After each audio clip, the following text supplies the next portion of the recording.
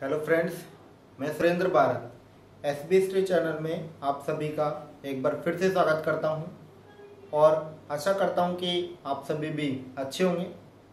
जैसा कि आप सभी को पता है कि हम एंशिएंट हिस्ट्री में 6ठी शताब्दी ईसा पूर्व की परिस्थितियों का अध्ययन कर रहे हैं।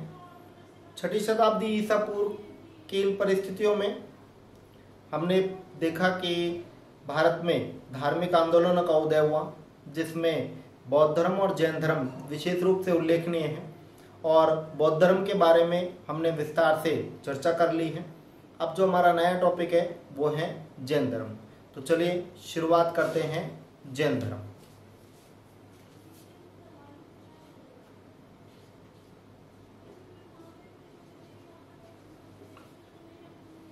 जैन धर्म के बारे में अगर हम बात करें तो जैन धर्म को अन्य के नामों से जाना जाता है। तो सबसे पहला पॉइंट तो ये, तो जैन धर्म को यापनीय,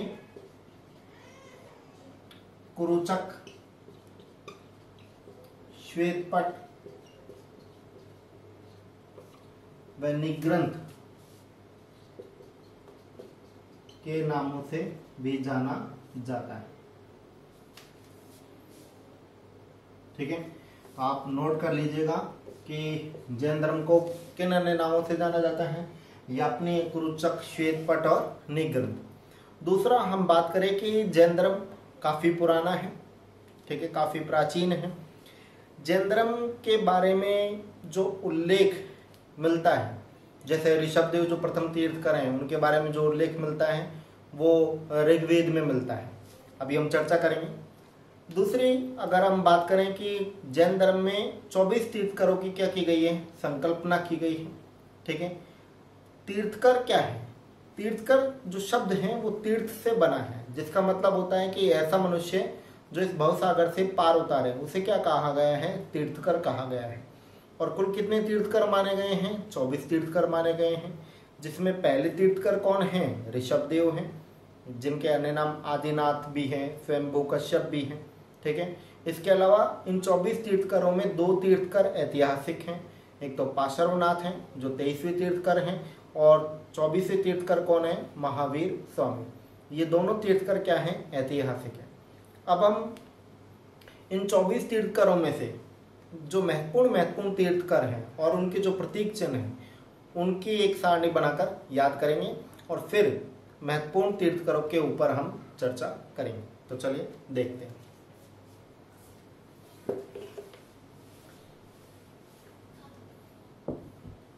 तो यहां हम लिख देते हैं तीर्थकर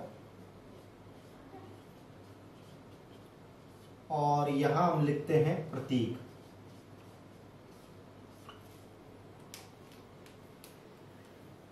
जैसे ऋषभदेव, तो ऋषभदेव प्रथम तीर्थकर थे, इनका प्रतीक क्या है? वृषभ है। अजीतनाथ, अजीतनाथ इनका प्रतीक क्या है? इनका प्रतीक है हाथी। तीसरे कौन है? संभवनाथ, संभवनाथ का प्रतीक है आशु। और चौथे तीर्थकर हैं अभिनंदन, अभिनंदन के प्रतीक क्या है? कपि। ठीक है, तो पहले 4 तो आपको एज इट याद रखने हैं। ऋषभदेव का प्रतीक वृषभ, अजीतनाथ का प्रतीक हाथी, संभवनाथ का प्रतीक अशु और अभिनंदन नाथ का प्रतीक कपि। फिर 7वें तीर्थकर सुपार्श्वनाथ, इनका प्रतीक है स्वास्तिक। 19वें तीर्थकर मल्लीनाथ। ठीक है, इनका प्रतीक क्या है? इनका प्रतीक है कलश। 20वें तीर्थकर, 20वें तीर्थकर हैं मुनि सुव्रत, और मुनि सुव्रत का प्रतीक क्या है? कूर्म यानी कछुआ। 21वें तीर्थकर हैं नेमिनाथ, इनका प्रतीक है नीला कमल। 22वें तीर्थकर हैं अरिष्टनेमि, जिनका प्रतीक है शंख।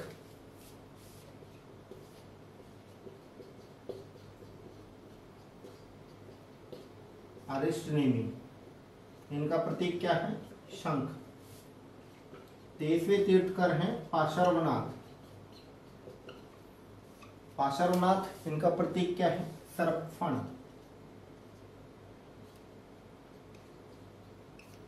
और 24वें तीर्थकर हैं महावीर।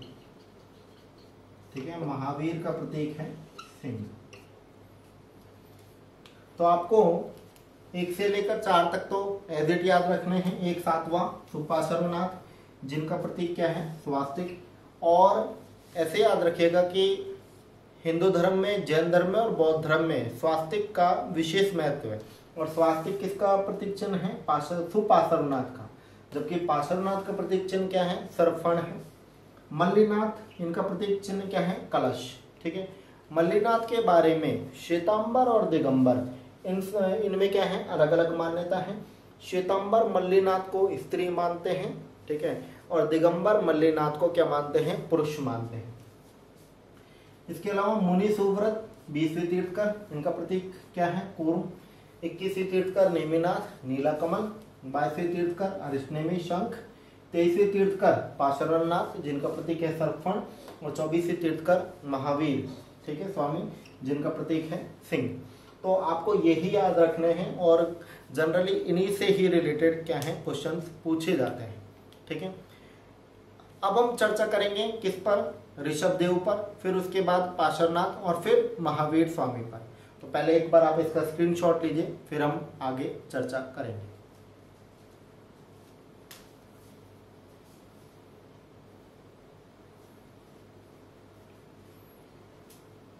चलिए,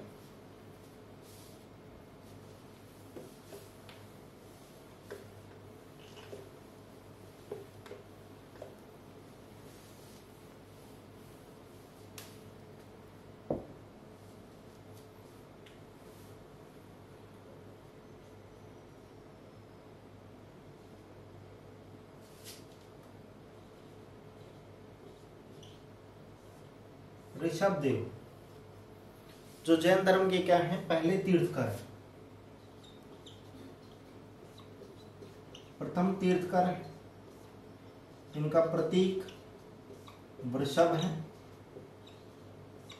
ठीक है, दूसरा ये कि ऋषभदेव का उल्लेख किस किस में मिलता है? देखिए, इनका उल्लेख वायु पुराण, विष्णु पुराण व भागवत पुराण, इन तीनों में इनका उल्लेख नारायण के अवतार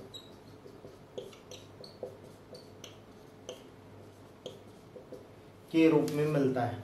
ठीक है, तो पूछा जा सकता है कि ऋषभदेव का उल्लेख नारायण के अवतार के रूप में किस किस में मिलता है? तो वायु पुराण, विष्णु पुराण और कौन सा?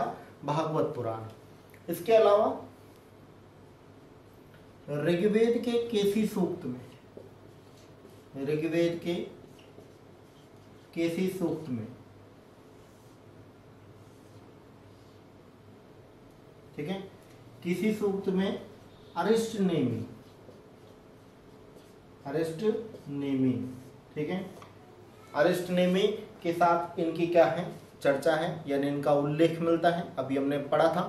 ठीक है, तो अरिष्टनेमि, इनका प्रतीक चिन्ह क्या है? शंख है। और क्या है? 22वें तीर्थकर है। ठीक है, इसके अलावा हम बात करें यजुर्वेद में, यजुर्वेद में इनका उल्लेख मिलता है। और इसके अलावा इनका उल्लेख मिलता है अथर्ववेद में, अथर्ववेद के गोपद ब्राह्मण में, अथर्ववेद के किसमें? गोपद ब्राह्मण में। तो जब मैंने वैदिक काल पढ़ाया था, वहां पर मैंने वैदिक साहित्य पहले पढ़ाया था और वैदिक साहित्य में मैंने ब्राह्मणों की क्या करी थी? चर्चा की थी। तो याद रखिएगा तो कि अथर्ववेद के गोपद ब्राह्मण में ऋषभदेव का एक अन्य नाम मिलता है स्वयंभू कश्यप, स्वयंभू कश्यप, ठीक है। और ये स्वयंभू कश्यप क्या है, ऋषभदेव का ही दूसरा नाम है, ठीक है। तो ये किसके बारे में, स्वयंभू कश्यप किसका दूसरा नाम है, ऋषभदेव का दूसरा नाम है। और इनका उल्लेख कहाँ मिलता है, अथर्ववेद के गोपद ब्राह्मण में मिलता है। इनके अन्य नामों की बात करें तो इनको आदिनाथ भी कहा जाता है, ठीक है। इनको स्वयंभू कश्यप भी कहा जाता है। और ऋषभदेव तो इनका मूल नाम है ही। दूसरा ये कि ऋषभदेव का जन्म इक्ष्वाकु भूमि अयोध्या में हुआ था और इनकी मृत्यु 58वें यानी कैलाश पर्वत पर इनकी क्या हुई थी, मृत्यु हुई थी। तो ये हमने जो पढ़ा किसके बारे में पढ़ा, ऋषभदेव के बारे में पढ़ा। तो एक बार आप स्क्रीनशॉट लीजिए, फिर हम आगे पार्श्वनाथ पर चर्चा करते हैं।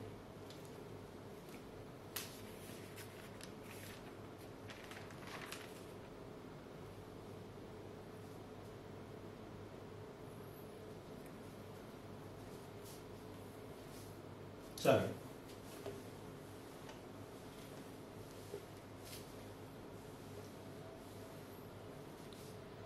अब हम बात करेंगे किस पर, पार्श्वनाथ।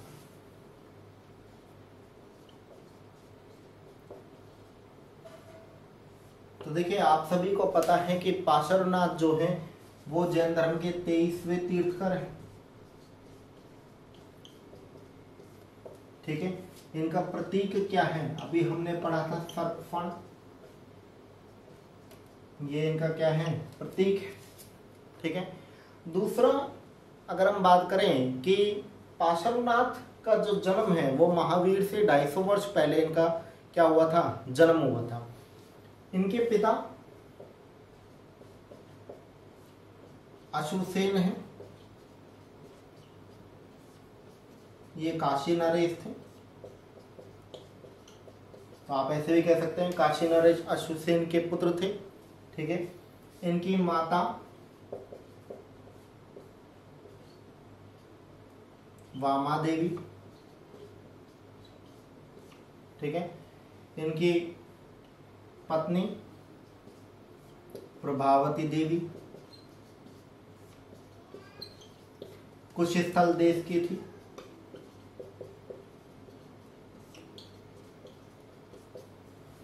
कहाँ की थी, कुशस्थल देश की थी। इन्होंने गृह त्याग कब किया, 30 वर्ष की आयु में किया, ठीक है। इनको केवल्य, केवल्य का मतलब होता है सर्वोच्च ज्ञान। केवल्य कब प्राप्त हुआ, तपस्या के 84वें दिन, तपस्या के 84वें दिन सम्मेद पर्वत पर, ठीक है। इन्हें सर्वोच्च ज्ञान केवल्य की क्या हुई, प्राप्ति हुई। इसके अलावा अगर हम बात करें कि पार्श्वनाथ ने अपने अनुयायियों में स्त्रियों को भी क्या दिया था, स्थान दिया था। अर्थात इन्होंने स्त्री व पुरुष दोनों को क्या बनाया, अपना अनुयायी बनाया। और ये जो अनुयायी थे, स्त्री पुरुष अनुयायी थे, ये क्या कहलाते थे, निग्रंथ कहलाते थे। और निग्रंथ का मतलब क्या होता है, बंधन रहित होता है। निग्रंथ का मतलब क्या होता है, बंधन रहित होता है, ठीक है। इसके अलावा पार्श्वनाथ को चातुर्थी भी कहा जाता है। इन्होंने 4 व्रतों के पालन पर जोर दिया था, सत्य, अहिंसा, अस्तेय और अपरिग्रह। सत्य का मतलब सदा सत्य बोलो, अहिंसा मतलब हिंसा नहीं करनी चाहिए, अस्तेय मतलब चोरी नहीं करनी चाहिए, और अपरिग्रह किसी चीज का संग्रह नहीं करना चाहिए। तो इन 4 व्रतों के पालन पर जोर दिया था किसने, पार्श्वनाथ ने, ठीक है। इसके अलावा इन्हें क्या कहा जाता है, चातुर्थी भी कहा जाता है। इसके अलावा अगर हम बात करें कि पार्श्वनाथ के अनुयायियों में, पुरुष अनुयायियों में अगर हम बात करें तो एक तो गांगेय, ठीक है, और एक काल सवेशीय पुत्र, ठीक है। एक तो गांगेय मैं यहाँ लिख देता हूँ, गांगेय, ठीक है, और एक काल सवेसीय पुत, सवेसीय पुत, ठीक है। ये इनके पुरुष अनुयायियों में थे। और स्त्री अनुयायियों में पुष्पचूला पार्श्वनाथ के भिक्षुणी संघ की क्या थी, अध्यक्षा थी। तो पुष्पचूला, ये 3 नाम आप याद रखेगा और ये हमेशा पूछे जाते हैं। पुष्पचूला पार्श्वनाथ के भिक्षुणी संघ की क्या थी, अध्यक्षा थी, ठीक है। और पुरुष अनुयायियों में गांगेय और काल सवेसी पुत प्रमुख थे, ठीक है। इसके अलावा हम बात करें कि पार्श्वनाथ के भगवान के रूप में जो वंदना की है वो हिंदी साहित्य के जो कवि चूड़ामणि हैं तुलसीदास, उन्होंने इनकी वंदना किसके रूप में की है, भगवान के रूप में की है। तो ऐसे पूछा जा सकता है कि कौन से ऐसे तीर्थकर हैं जिनकी वंदना भगवान के रूप में कवि तुलसीदास ने की है, तो आंसर क्या होगा, पार्श्वनाथ, ठीक है। तो जब आप वीडियो देखें तो इस बात को नोट कर लीजिएगा, ठीक है। इसके अलावा हम बात करें कि पार्श्वनाथ ने किन किन चीज़ों का विरोध किया, तो एक बार आप इसका स्क्रीनशॉट लीजिए, फिर हम इनकी और कुछ 2-4 बातें हैं जिन पर हम बात करते हैं।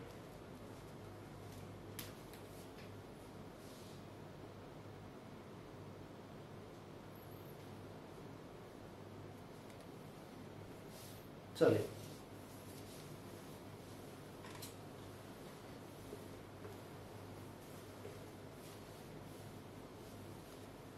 तो देखिए, ये देववाद व यज्ञवाद के विरोधी थे।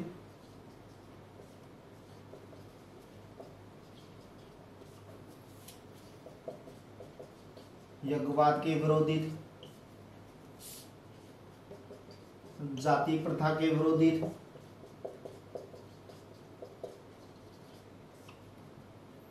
अहिंसा पर सर्वाधिक बल देते थे या हिंसा पर बल देते थे, ठीक है। इसके अलावा तपश्चर्या व कायाकलेश को मोक्ष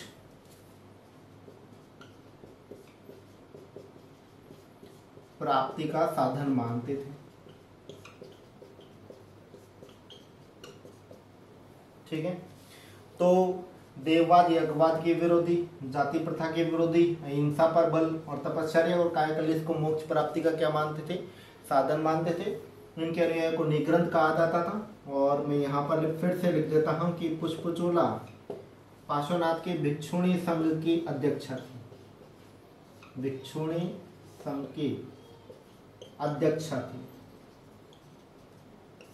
ठीक है।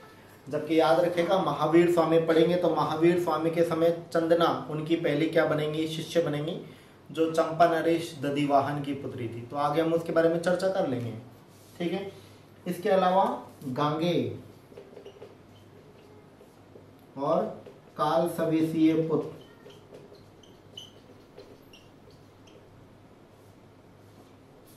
ठीक है, ये भी इनके क्या हैं, अनुयायी थे। और इनके अनुयायी निग्रंथ थे जो काले रंग का वस्त्र पहनते थे। तो ये हमने किसके बारे में पढ़ा, पार्श्वनाथ के बारे में पढ़ा, ठीक है। अब हम बात करते हैं महावीर स्वामी के बारे में। तो चलिए,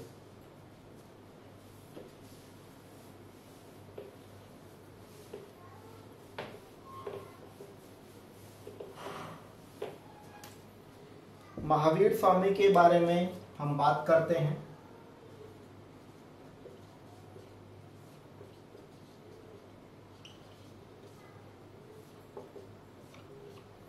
महावीर स्वामी, देखिए महावीर स्वामी जैन धर्म के 24वें तीर्थकर हैं, ठीक है। और दूसरा कि जैन धर्म का जो साहित्य है वो महावीर स्वामी की जो शिक्षाएं हैं वो आधार हैं, ठीक है। जैन धर्म के साहित्य का जो आधार क्या है, महावीर स्वामी की जो शिक्षाएं हैं वो उस साहित्य, जैन साहित्य का क्या है, आधार है। तो बात करें कि ये महावीर स्वामी जैन धर्म के 24वें तीर्थकर, और इनका प्रतीक क्या है, सिंह। इनका मूल नाम क्या था, इनका मूल नाम था वर्धमान। तो इनका मूल नाम क्या था, वर्धमान, ठीक है। इनके जन्म के बारे में अगर हम बात करें तो इनके जन्म के बारे में दो मत मिलते हैं। एक मत मिलता है कि इनका जन्म 599 ईसा पूर्व में हुआ, ठीक है, और दूसरी मान्यता है कि इनका जन्म 540 ईसा पूर्व हुआ, ठीक है। और कहां पर हुआ? वैशाली के कुंडग्राम में, ठीक है, वैशाली के कुंडग्राम में, ठीक है। इनका क्या हुआ था? जन्म हुआ था ज्ञात्रक क्षत्रिय कुल में। किसमें? ज्ञात्रक क्षत्रिय कुल में इनका क्या हुआ था? जन्म हुआ था। इनके पिता सिद्धार्थ, जिनको श्रेयास्म या यशास्म भी कहा जाता है, श्रेयास्म,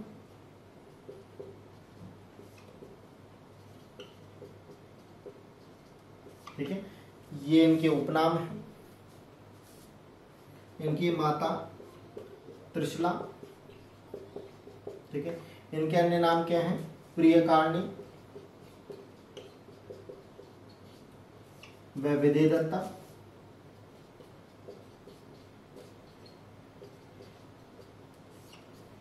ठीक है। और ये लिच्छवी नरेश चेटक की बहन थी। लिच्छवी नरेश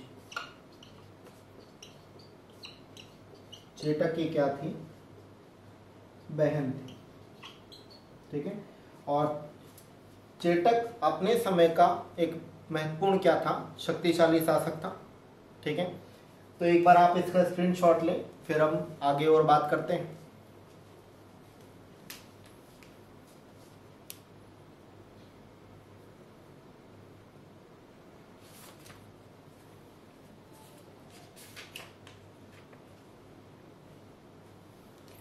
चलिए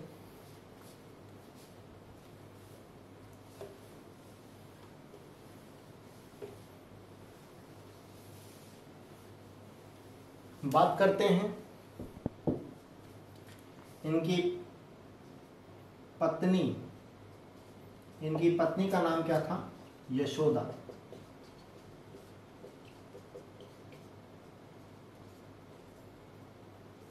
कौंडिन्य गोत्र की थी, ठीक है। जबकि महात्मा बुद्ध की पत्नी का नाम था यशोधरा। इनकी पुत्री, ठीक है, इनकी पुत्री का नाम था अनोज्या या प्रियदर्शना, ठीक है। जबकि प्रियदर्शनी किसे कहा जाता है? इंदिरा गांधी को कहा जाता है, ठीक है। इसके अलावा हम बात करें कि इनका दामाद कौन था? जमाली। कौन था? जमाली, जो महावीर स्वामी की बड़ी बहन, ठीक है, बड़ी बहन सुदर्शना। सुदर्शना का क्या था? पुत्र था। तो एक तरीके से ये महावीर स्वामी का भांजा भी था, महावीर स्वामी का दामाद भी था और महावीर स्वामी का पहला शिष्य भी था। कौन? जमाली। दूसरा, जमाली महावीर स्वामी के साथ, यानी जब महावीर स्वामी को कैवल्य की प्राप्ति हुई तो ये इसने महावीर स्वामी का शिष्यत्व ग्रहण कर लिया था, लेकिन कैवल्य प्राप्ति के 12वें वर्ष में इसका महावीर स्वामी के साथ क्रियमाणकृत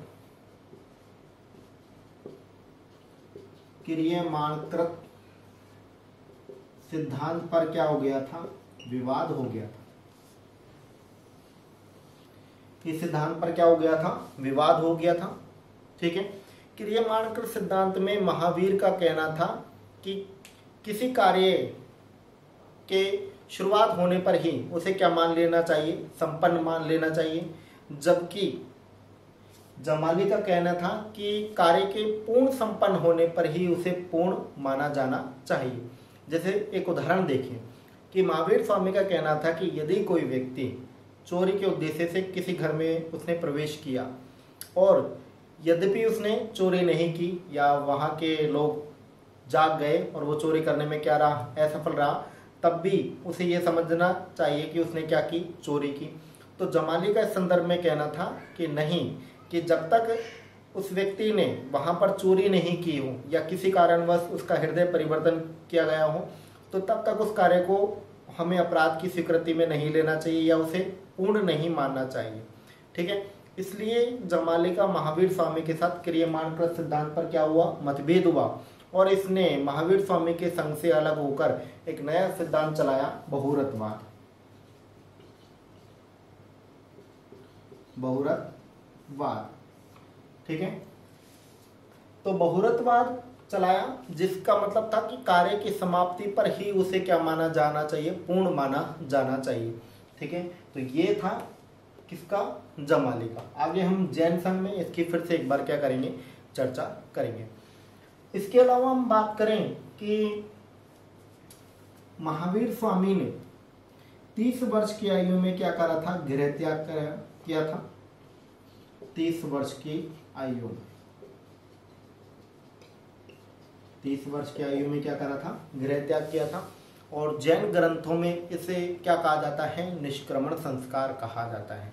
और गृह त्याग से पूर्व अपने बड़ों से क्या लेनी होती है, अनुमति लेनी होती है। और स्वयं महावीर स्वामी ने अपने बड़े भाई नंदीवर्धन से क्या ली थी, अनुमति ली थी। दूसरी सबसे इंपॉर्टेंट बात ये कि चतुर्थी और अष्टमी के दिन,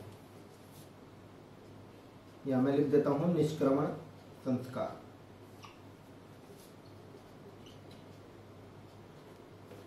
ठीक है, एक तो चतुर्थी व अष्टमी के जो दिन होते हैं वो निष्क्रमण संस्कार के लिए अशुभ माने जाते हैं, मतलब अच्छे नहीं माने जाते। तो यहाँ पूछा जा सकता है आपसे कि निष्क्रमण संस्कार के लिए कौन से दिन अशुभ माने जाते हैं, तो चतुर्थी है और एक कौन सा है, अष्टमी है।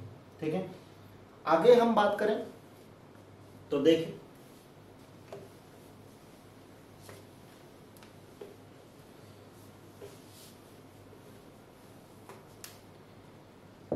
गृह त्याग के पश्चात 12 वर्ष की कठोर तपस्या के बाद, कितने तपस्या के बाद, तो 12 वर्ष की कठोर तपस्या के बाद जंबिका ग्राम के समीप,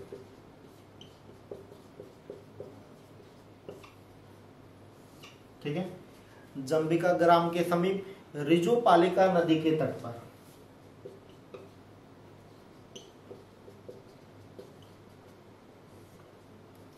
ऋजुपालिका नदी के तट पर वैशाख मास के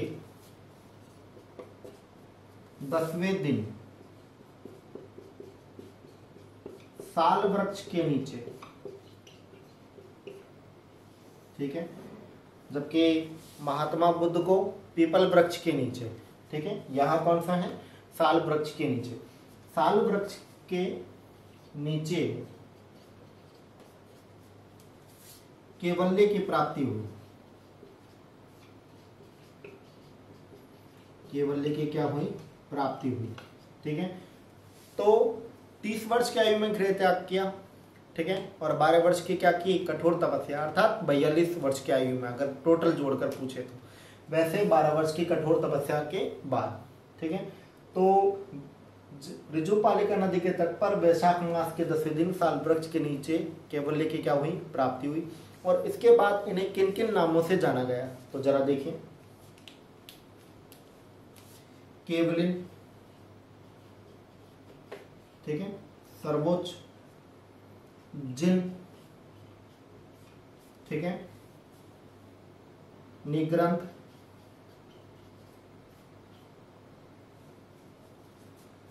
अरहत और महावीर, क्योंकि इससे पहले इनका मूल नाम क्या था, वर्धमान। ठीक है, केवलिन यानी सर्वोच्च, जिन मतलब इंद्रियों को जीतने वाला, निग्रंथ मतलब बंधन रहित, अरहत का मतलब है योग्य, और महावीर का मतलब अतुल पराक्रम दिखाने के कारण और सत्य के पथ से विचलित नहीं होने के कारण इनको इन नामों से क्या हुआ, जाना गया। ठीक है, अब सबसे महत्वपूर्ण बात ये कि एक तो है आचरांक सूत्र।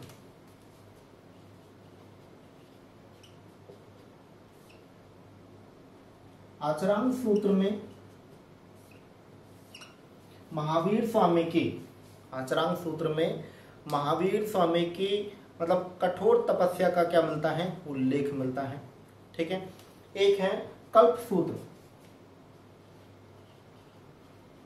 कल्प सूत्र की रचना किसने की थी, भद्रबाहु ने की थी।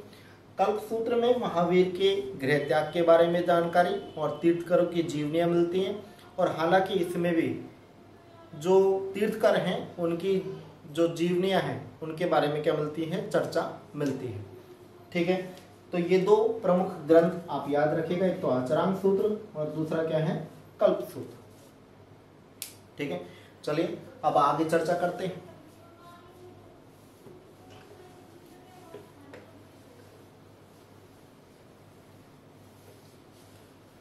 आगे हम बात करें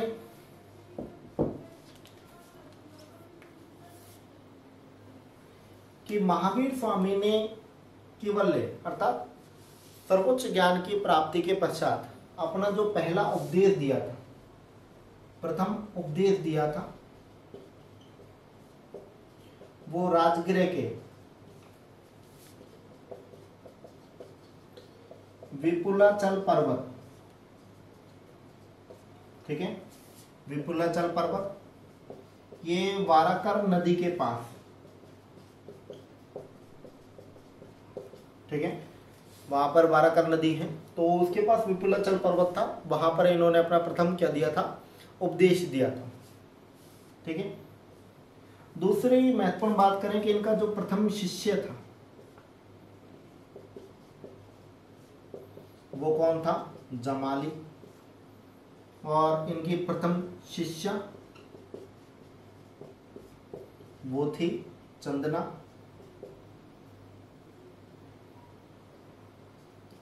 कौन थी, चंदना।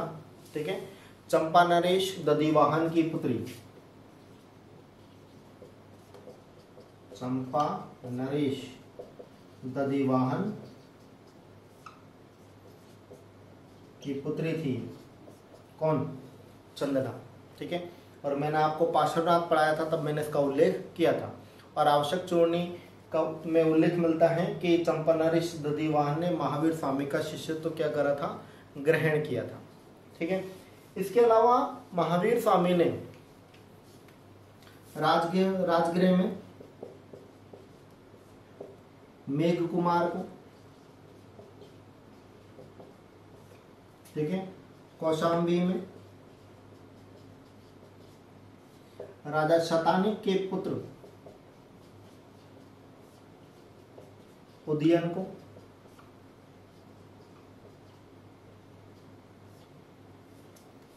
ठीक है, राजगृह में मेघ कुमार को और कौशाम्बी में राजा शतानिक के पुत्र उदयन को क्या करी थी, दीक्षा दी थी।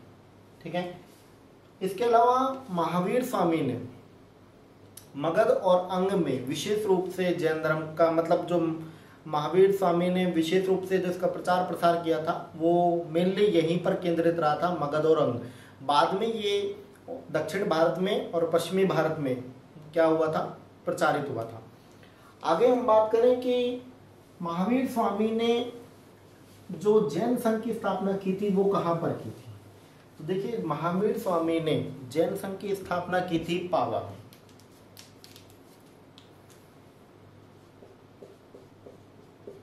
जैन संघ की स्थापना कहाँ की थी, पावा में की थी, और केवल्य प्राप्ति के पश्चात ये पावा गए थे, और पावा में इन्होंने 11 ब्राह्मणों को शास्त्रार्थ में पराजित किया था, और उन 11 ब्राह्मणों ने इनका शिष्यत्व ग्रहण किया था, और ये 11 ब्राह्मण ही क्या कहलाए थे, गणधर कहलाए थे। ठीक है, तो 11 ब्राह्मण, ठीक है, 11 ब्राह्मण क्या कहलाए थे, गणधर कहलाए थे।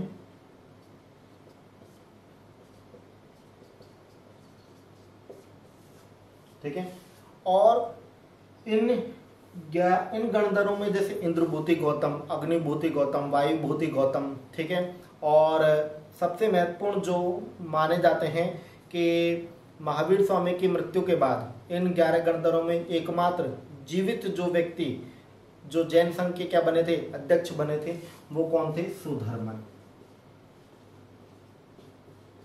ठीक है, याद रखिएगा कि महावीर स्वामी की मृत्यु के बाद, ठीक है, आर्य सुधर्मन एकमात्र, ठीक है, क्या थे, गणधर थे जो जैन संघ के क्या बने थे, अध्यक्ष बने थे।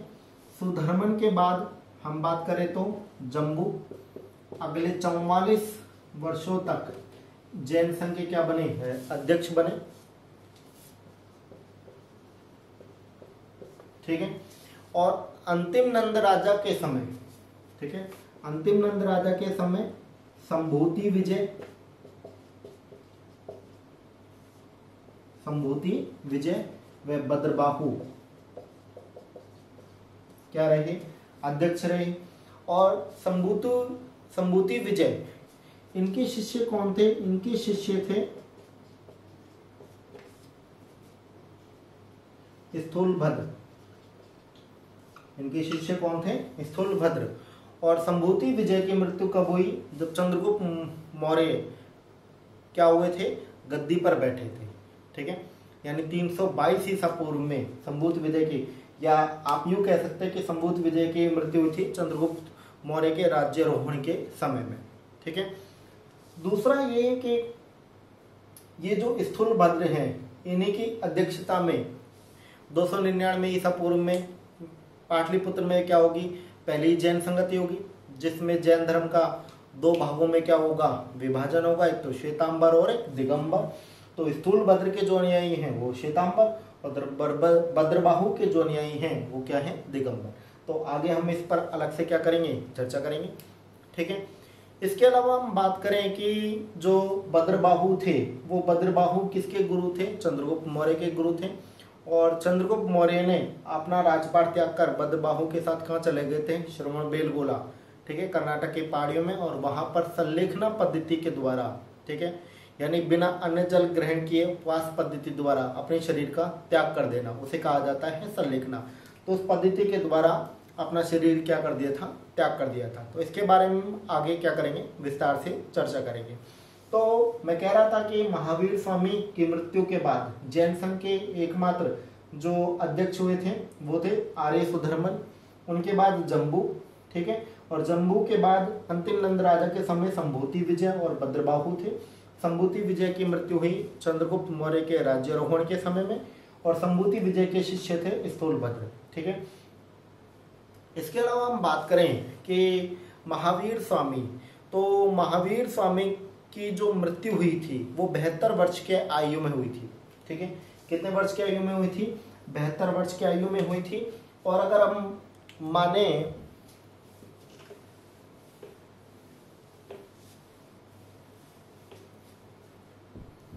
मैंने आपको 2 सन बताए थे कि 599 ईसा पूर्व में अगर इनका जन्म हुआ था तो इसके अनुसार इनकी मृत्यु हुई 527 ईसा पूर्व में। ठीक है, एक मत तो ये है, आप इसको घटाएंगे तो ये 72 ही आएगा। 9 में 7 गया 2, और 9 में से 2 गए तो 7। ठीक है, 72। इसके अलावा दूसरा मत क्या था कि 540 ईसा पूर्व में इनकी क्या हुई थी, मृत्यु हुई, मतलब सॉरी इनका जन्म हुआ था। जो दूसरा मत है वो ये। ठीक है, तो इसके अनुसार क्या आएगा, 468 ईसा पूर्व, ठीक है, इनकी क्या हुई थी, मृत्यु। तो 10 में से 8 गए 2, और 13 में से 6 गए 7। ठीक है, तो वैसे तो एनसीईआरटी में जो 9th क्लास की एनसीईआरटी यानी माध्यमिक शिक्षा बोर्ड की जो बुक है और 9th क्लास की एनसीईआरटी है, उसमें ये तिथि दे रखी है, कहीं कहीं पर भी ये भी मिलती है। तो आप दोनों याद रखिए, अगर ये देता है तो उसके अनुसार इनकी मृत्यु होगी 527 ईसा पूर्व में, और अगर 540 ईसा पूर्व देता है तो इनकी मृत्यु होती है 468 ईसा पूर्व में। ठीक है, तो जैसा कि क्या कहते हैं, झायन श्री माले में इनकी मृत्यु 468 ईसा पूर्व दे रखी है, लेकिन उनके जन्म का उल्लेख नहीं दे रखा है। ठीक है, तो अलग अलग किताबों में अलग अलग हैं, लेकिन माध्यमिक शिक्षा बोर्ड की बात करें तो ये दे रखी है। इसके अलावा हम बात करें कि इनकी मृत्यु पर क्या कि 36 गणतंत्रों में क्या मनाई गई थी, दिवाली मनाई गई थी, या उन्होंने उनकी मृत्यु को एक तरीके से दिवाली के उसमें क्या करा था, मनाया था। ठीक है, अब हम बात कर लेते हैं कुछ और प्रमुख तथ्यों की महावीर स्वामी के जन्म से जुड़े हुए। जैसे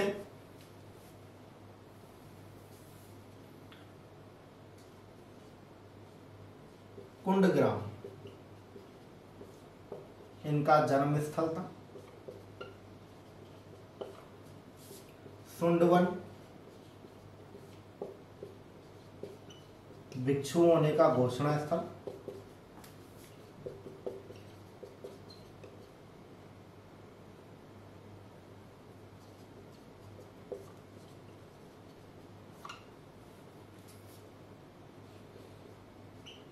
जंबिका ग्राम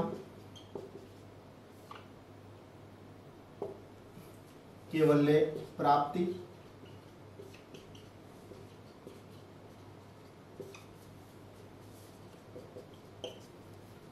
ठीक है, और पावापुरी, तो इनकी मृत्यु 599 के, अगर जन्म हम 599 ईसा पूर्व मानते तो उसके अकॉर्डिंग 527 ईसा पूर्व में मल्ल राजा षष्ठीपाल के राजप्रसाद में इनकी क्या हो गई थी, मृत्यु हो गई थी। और अगर 540 मानते तो 468 ईसा पूर्व में मल्ल राजा षष्ठीपाल के यहाँ पर पावपुरी में ये जगह है। ठीक है, मल्ल राजा षष्ठीपाल के यहाँ पर इनकी क्या हो गई थी, मृत्यु हो गई थी। तो पावपुरी में इनकी क्या हुई थी, मृत्यु हुई थी।